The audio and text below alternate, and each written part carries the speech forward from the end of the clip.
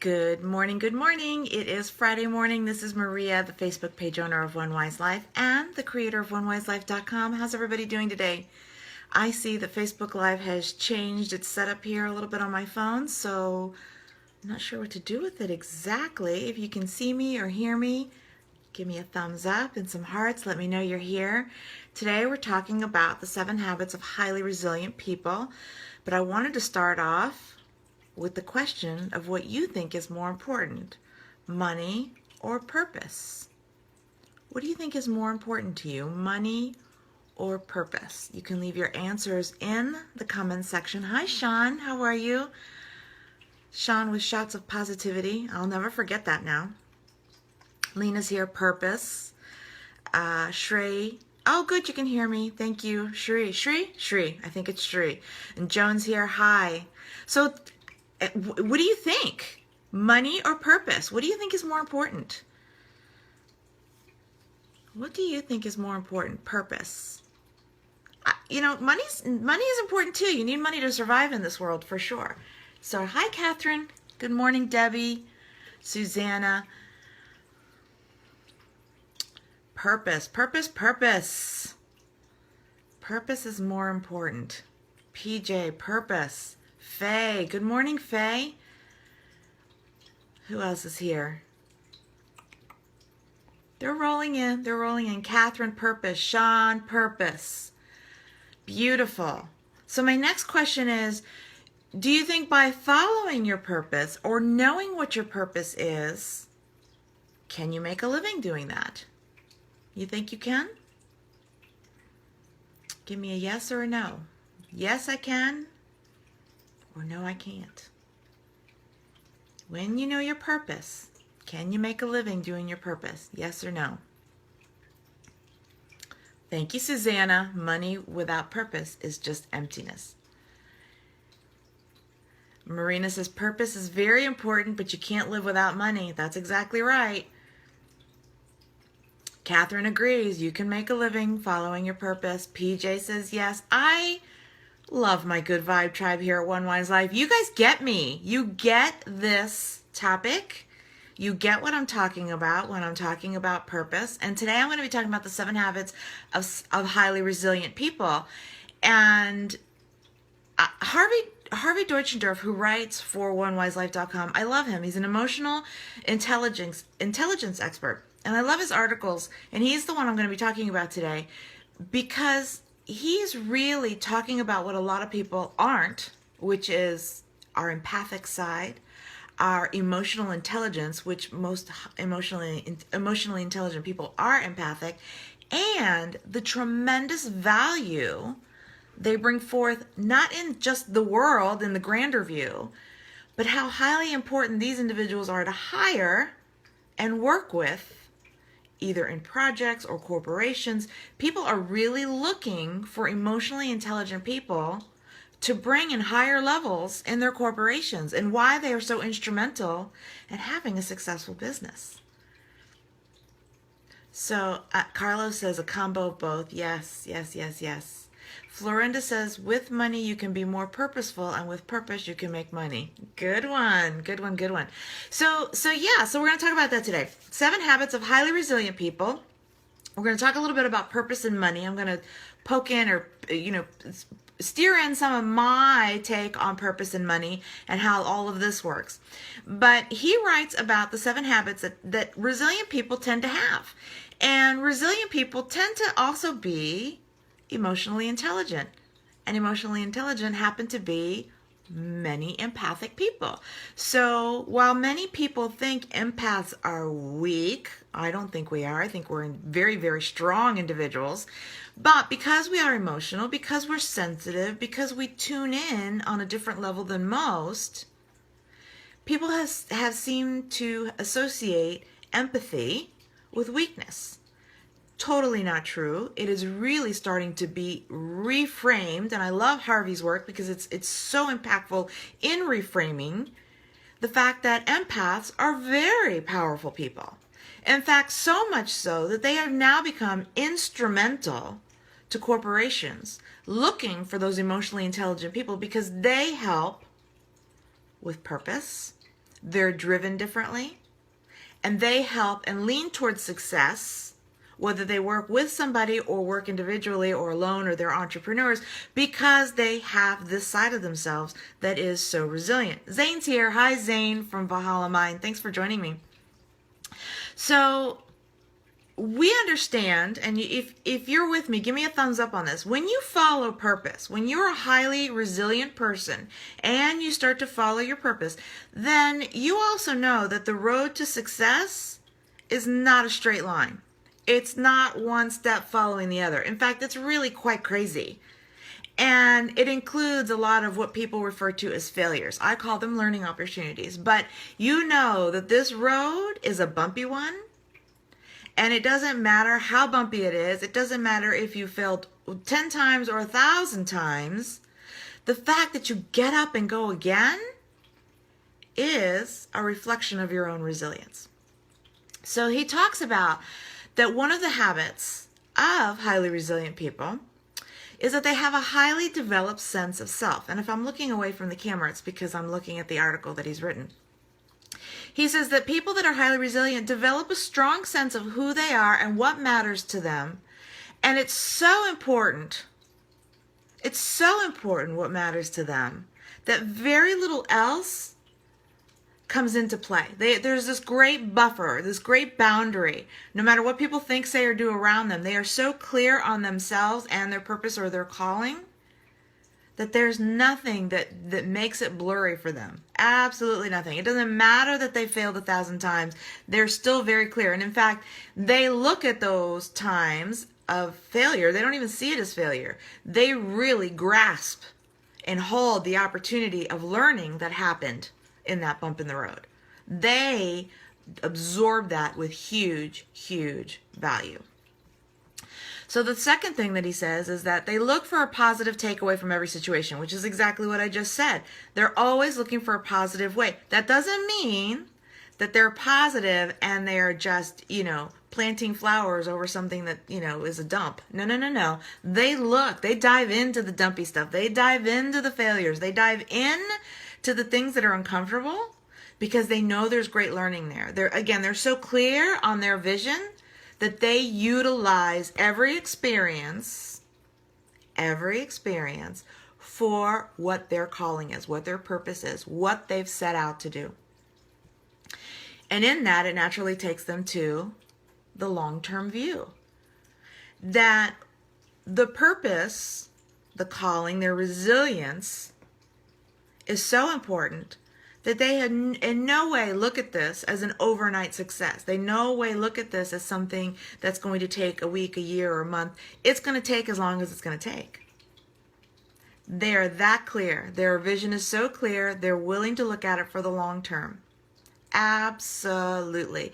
Many people say that many successful people, you might see them as an overnight success. And I've worked with many successful people who say, yeah, I was 20 years a nobody before I became that overnight success, right? So behind the scenes, when you start to see those successful folks, please consider the amount of work and time that it took to get to that point. And that's utilizing, again, every experience they've had,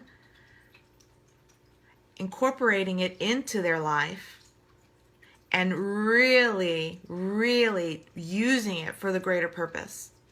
It creates a solid foundation from which to work from. Okay, so the next thing he talks about, which is exactly how I started, is that resilient people do have a highly developed sense of purpose. They just do. They just do. They chase the purpose, not the money. They chase the purpose, not the money. And again, I've said this before, success is defined by you. Unfortunately, many of us think that money is a definition of success. Many people, I think incorrectly so, choose careers based on how much money they're going to get out of it. Or go to college and universities to study things that they're not even interested in because they think they're going to make a lot of money out of it.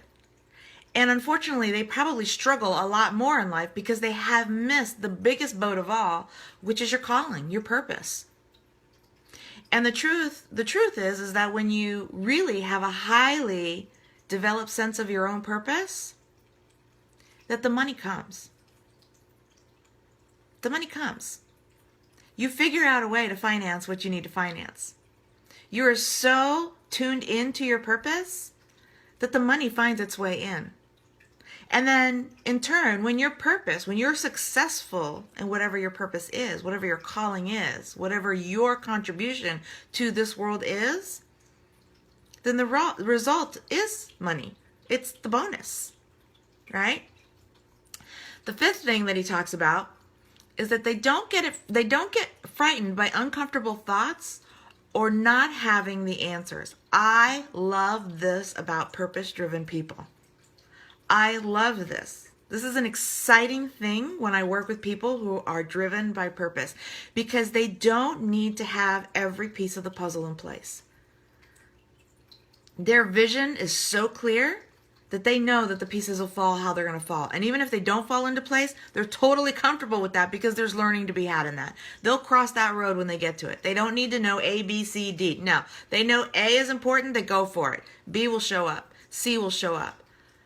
I love this. It makes working with people like that exciting. Very, very exciting. If you've ever worked with somebody who is emotionally intelligent, who is purpose-driven, they kind of go for it. They are so exciting to work with. And they're exciting people to hang around with, to learn from. If you know people like this, hang out with them. There's great learning to be had from that kind of energy, that kind of spirit. It's almost as though the calling it's almost outside of themselves. They can't help themselves. They just go, go, go. So yeah, they don't have to have the answers. They take calculated risks, I'm sure, but they don't have to have the answers before they dive in. They go for it. They absolutely go for it. And I have to tell you, for the longest time, as a personal side note, for the longest time, I remember struggling when I first became a parent. And I thought I had to do all the things that parents do. Bake cookies, do mom stuff, mom groups, mommy and me stuff. And I did some of that. But I so struggled, and I was so sad most of the time because I could not connect with the other moms who were super moms, great moms. They love being moms, and I did too, but I didn't mom that way. I didn't mother that way. That wasn't my style. And I decided to start blogging and start talking about these things that I love to talk about, because I figured if I couldn't find my community with the other moms, then I'll just start writing, because I had to get it out. I had to follow that somehow. And I've had several websites and blogs fail or use them as great learning opportunities before I started OneWiseLife.com, which is a culmination of so much of what I've learned. And now here we are sitting at over 140,000 on the One Wise Life page. There was a lot of struggle, a lot of difficulty, but the purpose drove me so much more so that it didn't matter. It didn't matter 7 years ago when I only had like 100 people. It didn't matter when I did it a few years ago and it was 1,000 people. It was better, it was improving, it was moving. But each of those times I was learning, having tough experiences until I've come to OneWiseLife.com or One Wise Life here on the Facebook page. And it is now a very different kind of success. And it wasn't an overnight one. People say, my gosh, Maria, you've been on Facebook as One Wise Life only for a few months and you're already at 140,000. There was many years, many Facebook pages, many blogs, many websites who went funky before One Wise Life came along. All of that is purpose-driven. That's a small part of how I work. There are certainly some great minds out there that do it so much bigger, on such a bigger scale. Purpose-driven people are not afraid to get uncomfortable. And for me, in a small community, I had to get really comfortable with being uncomfortable, because I knew that I was talking and writing about things that most moms weren't doing at the time. Now there's plenty of us out there, which I'm thrilled to have found and connected with. But back then, there wasn't. There wasn't. I was utilizing social media in a way that a lot of people weren't using it for. I was not out of selfie control. I wasn't using it for selfies. I was using it in a very different way. And I just kept plugging away, plugging away, plugging away. On a greater scale, that's what Steve Jobs did. On a greater scale, that's what Thomas Edison did. I think Thomas Edison failed 1,000 times before he had the success. And again, I don't like using that word failure, but, you know, learning opportunities. Purpose is so much greater than the bumps in the road. not chasing the money. Chasing the money is not part of the vision here. It is purpose driven, and we all have that. You know, it's interesting because some of us chase the money, chase the money, chase the money. And how many of us in chasing the money do you find joy? Do you find personal sense of satisfaction? Do you? I remember long ago when I would do talks on feng shui, and I would get questions from the audience or questions from clients, and they would ask me, you know, I would ask them, what area of life are you looking to improve on? Or, you know, they would ask me questions, and it never failed. 9 times out of 10, I would get somebody who would ask me about the wealth and prosperity of their home, and that they wanted to bring in more wealth and prosperity. And I would have to rephrase that and go, okay, well, how important is this really? And are you really clear on what it is that you really want? Because let's look at wealth and prosperity. And I would use Hollywood, and I'm not saying everybody in Hollywood is this way, but let's just use Hollywood as an example. There is money over fist happening there, able to travel and do whatever it is they want, right? How many movie stars have, you know, crazy habits? They just go, they have everything given to them. They have the money because of the movie stars. They have it. Monetarily, they have it. But then I would turn around and ask them, how many of them have successful partnerships, marriages? How many of them have it going on up here and can have an intellectual conversation? Are they mentally stimulated? Would you enjoy a weekend with them having a conversation, or just partying? And partying gets old, right? How many of them are struggling in other areas of life, be it drug addiction, alcoholism? Are they, because they have money, are they really happy? Are they? So I'm not saying that money's a bad thing. Money's a great thing. But when money follows purpose versus the other way around, chasing the money, when you chase the purpose and then the money follows, ooh, that's such a great feeling. It's sort of the same feeling as when you do a to-do list and you finish something on the to-do list and you check it off, or you scratch it off as done. It's personally satisfying, right? Or when you've done spring cleaning and one of the rooms is completely clean and immaculate, and you've gotten rid of all the stuff, you've donated, trashed, recycled, all those things, and you've got a very fresh feeling. Nobody paid you to do that, but it feels personally gratifying, doesn't it? Same thing with purpose, except on a greater scale. When you follow the purpose and not the money, that deep calling is bigger than anything that money could ever play a part in. Money just becomes the bonus at the end. Okay, so yeah, they get the back to the point, number 5. They're not frightened by uncomfortable thoughts or not having the right answer right away. They just dive in. The other habit that resilient people have, the 6th habit, he says, is that they're very selective. And I'm a big proponent of this one. Very selective as to who they look for guidance and inspiration. You should be picky. Be picky about the people you choose to get inspired by. Listen, if my message doesn't resonate with you, skip it, scroll, move along. Find somebody who does. Find somebody who does. That word resonates is a big word because it doesn't just mean that it makes sense to you. It means that it struck a chord with you. It struck a chord as part of your inner being, your inner soul. It spoke to you in that way. When it speaks to you that way, when the word resonates, when it resonates with you, it's because it's something that you already know. It's already in you somehow. And it just came out because of other teachers, writers, authors, coaches help bring that out. So find those folks that help bring that out in you. This is why coaches change the world. I really believe that they're here to change the world. They help bring that out in people. Okay, so yeah, get selective about who you choose to surround yourself with. Okay, the 7th habit, my friend Gonzalo is here. Thank you, Gonzalo. Gonzalo is part of Inspire. So, Inspower. Inspower. He's got some great stuff on his Facebook page. Go check that out as well. So the 7th habit is they find healthy ways to recharge and nurture themselves. This is so important because so many people think that recharging and nurturing, especially on a Friday, is getting drunk, going out, having a beer, disconnecting, tuning out. Leave me alone. How are you recharging? How are you recharging? Are you taking walks? Are you connecting with nature? Are you diving into your purpose in a different way? Are you reading about it? What are you doing? What are you doing? Are you meditating? I personally think that recharging can happen through meditation and, get ready for this one, daydreaming. How much time do you carve out for daydreaming? I love daydreaming. In fact, when meditation isn't working for me, it goes naturally right into daydreaming. Our mind has infinite capacity, infinite.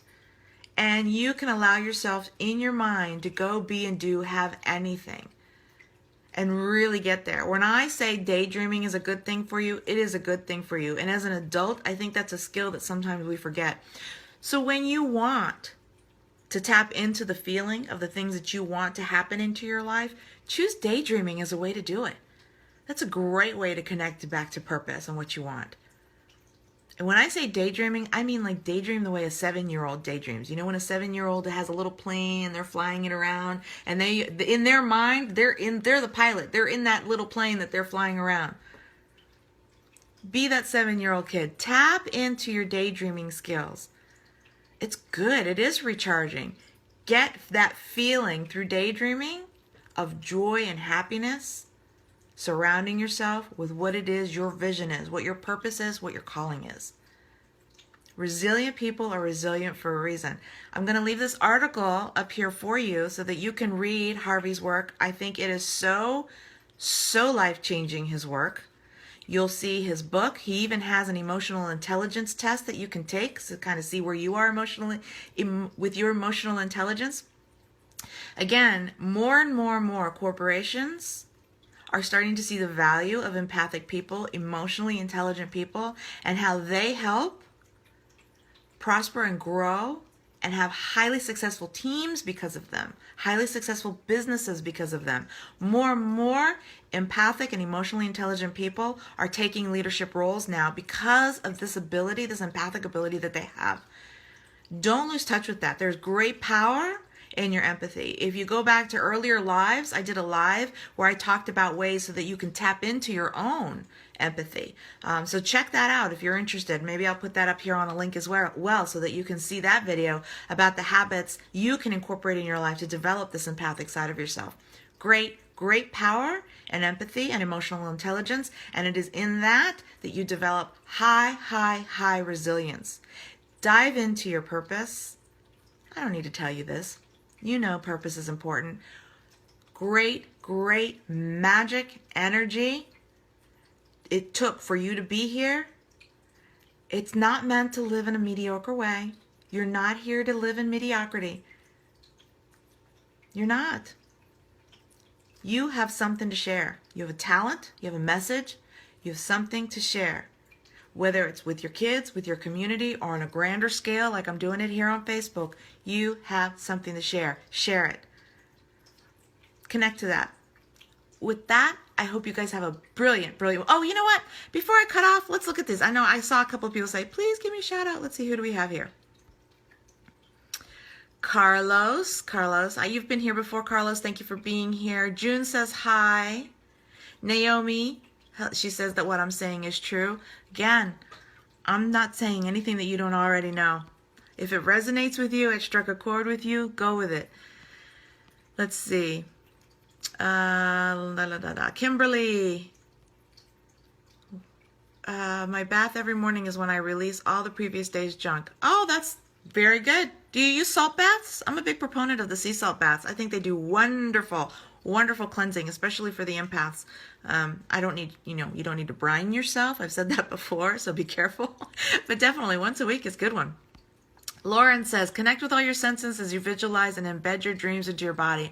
Love that. Lauren, thank you. Yes, feel it in every cell of your being. Love it. Thank you so much for being here. Lauren is another writer and contributor over at One Wise Life. Guys, she's an elite high performance coach.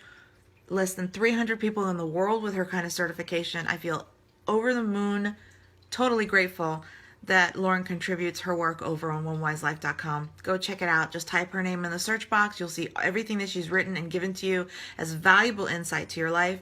And if you don't know all this already, Lauren and I also have a weekly show on Thursdays at 11 a.m. Eastern Standard Time, OWL TV. So this last week we talked about when the obvious isn't obvious and making decisions and finding clarity before you make big decisions.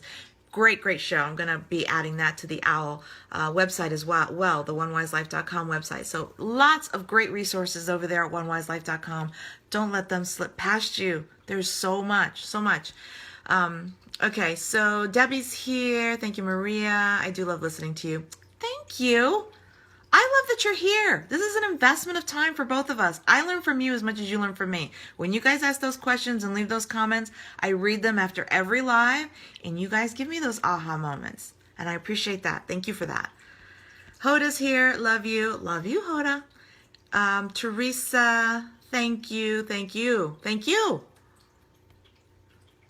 Who else is here?